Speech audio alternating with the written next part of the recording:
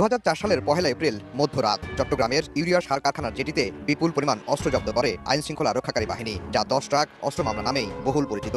বলা হয়, অস্ত্রগুলো ভারতের বিচ্ছিন্নতাবাদী সংগঠন উলফার জন্যই চোরাচালান করা হয়। এ নিয়ে তৎকালীন বিএনপি সরকারের সঙ্গে টানাপোড়েন বাড়ে ভারতের।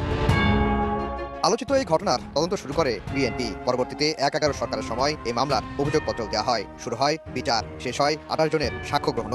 রাজনৈতিক পালা বদলে ক্ষমতায় আসে আওয়ামী লীগ। শুরু হয় নতুন করে তদন্ত। তখন অভিযুক্ত করা হয় স্বরাষ্ট্র প্রতিমন্ত্রী লুৎফুজ্জামান বাবর, শিল্পমন্ত্রী মতিউর রহমান নিজামী এবং গোয়েন্দা সংস্থার বেশ কয়েকজনকে। মৃত্যুদণ্ড দেওয়া হয় বাবর, নিজামী, উলফা নেতা পরেশ বড়ুয়া সহ ১৪ জনকে।